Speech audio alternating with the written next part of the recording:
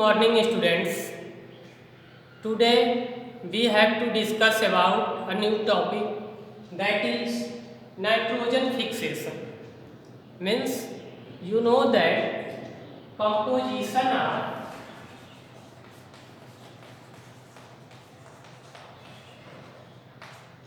air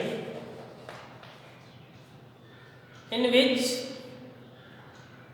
the amount of nitrogen is 78%, but we cannot use this nitrogen directly.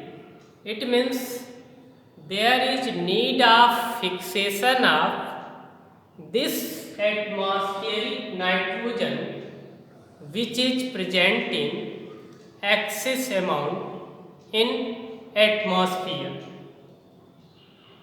So microorganisms such as bacteria, rhizobium,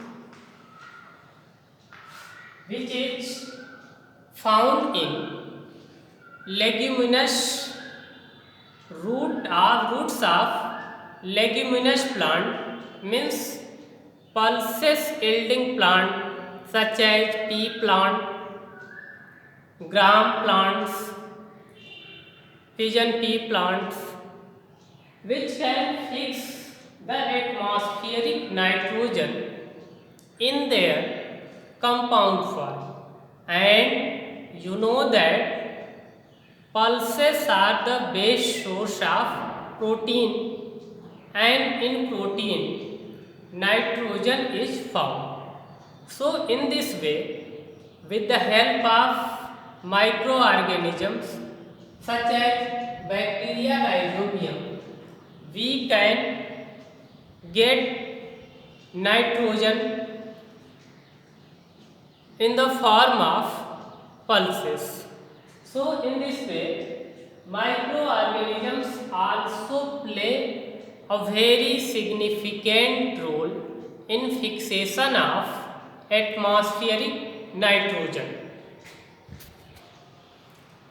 Now I will discuss about nitrogen cycle. In this flow diagram, which is also given in your book, textbook, see this flow diagram, that how the nitrogen is circulated in this nature through nitrogen cycle. Means we can say conversion of abiotic nitrogen into biotic nitrogen and biotic nitrogen into abiotic nitrogen is called nitrogen cycle. abiotic nitrogen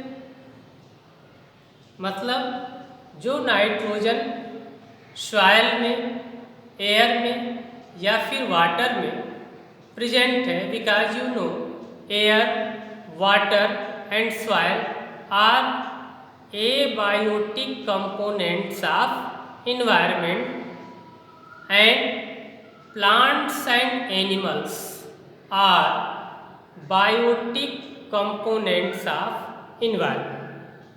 So circulation of nitrogen from abiotic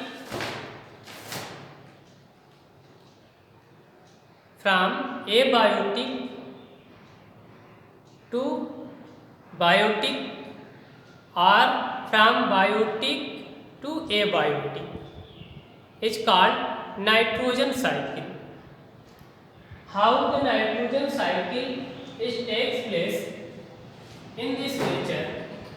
Here you see, first is atmospheric nitrogen, means the nitrogen which is present in atmosphere, that is 78%, and you know we cannot utilize this nitrogen directly.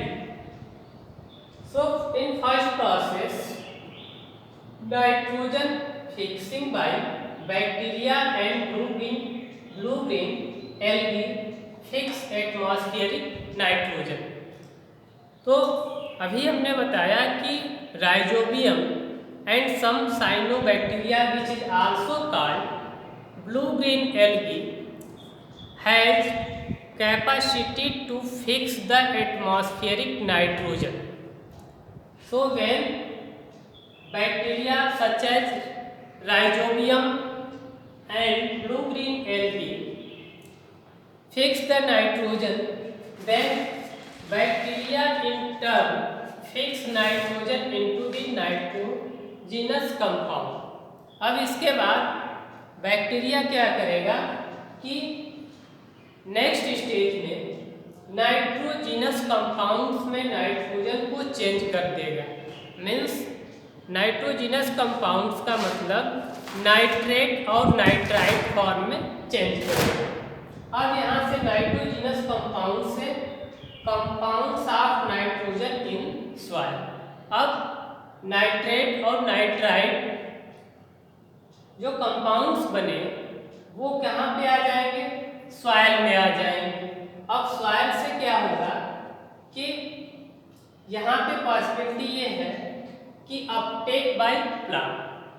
Soil से plant ले लेंगे, specially pulses plant, और जब food items बन जाएंगे, means pulses plant से जब हम पल्सेस ऑब्टेन करेंगे तो उसको ईट करेंगे. मीन्स एनिमल क्या करेगा? इस प्रोडक्ट को ईट करेगा और वो भी नाइट्रोजन ले लेगा.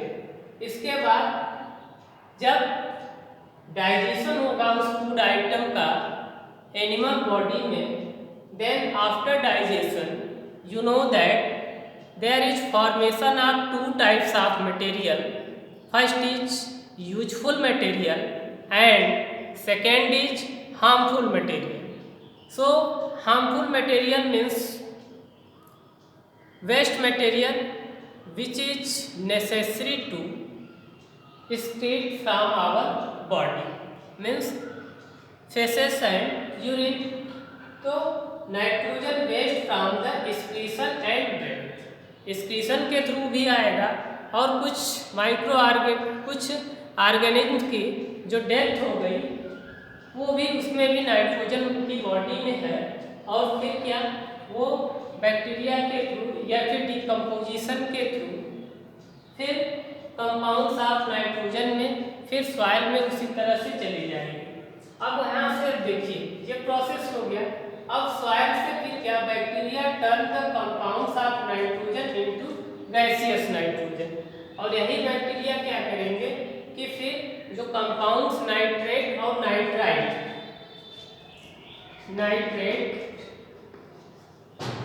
एंड नाइट्राइट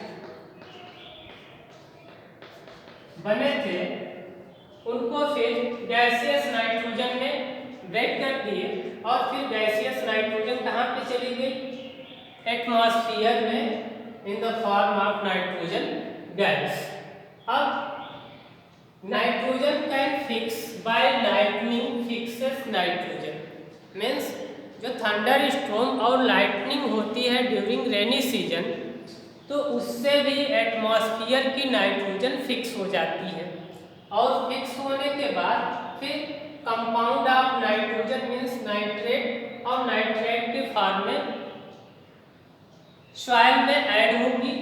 अब सॉइल से प्लांट लेंगे, प्लांट के लेने के बाद जो प्लांट प्रोडक्ट बनेगा मीन्स जो ग्रेन्स बनेंगे स्पेशली पल्सेस, उसको एनिमल ईट करेगा. ईट करने के बाद उसका डाइजेशन कर लेगा. डाइजेशन करने के बाद एक्सक्रीशन होगा. अगर एनिमल्स की डेथ होती है तब भी उसके बॉडी में नाइट्रोजन है. और फिर डिसइंटीग्रेशन के थ्रू और डिकम्पोजिशन के थ्रू वो नाइट्रोजन फिर आपके सॉइल में मिक्स हो जाएगी. और उसके बाद बैक्टीरिया सॉइल से में जो नाइट्रोजन नाइट्रेट और नाइट्राइट के फॉर्म में था फिर इसको गैसियस नाइट्रोजन में चेंज करेंगे. और इसके बाद फिर गैसियस नाइट्रोजन एटमॉस्फेयर में उसी तरह से चली जाएगी। So it is are about the nitrogen cycle. Nitrogen cycle कहने का मतलब कि जो एबायोटिक नाइट्रोजन है, मीन्स जो एयर, वाटर और सॉइल में जो नाइट्रोजन प्रेजेंट है नॉन लिविंग कंपोनेंट्स में, वो कैसे लिविंग में जाती है और फिर लिविंग से फिर नॉन लिविंग में कैसे चली जाती है।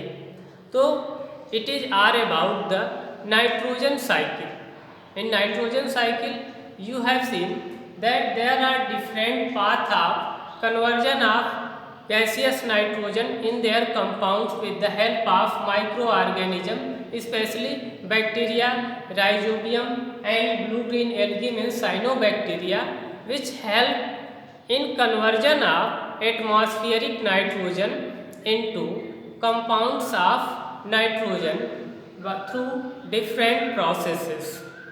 So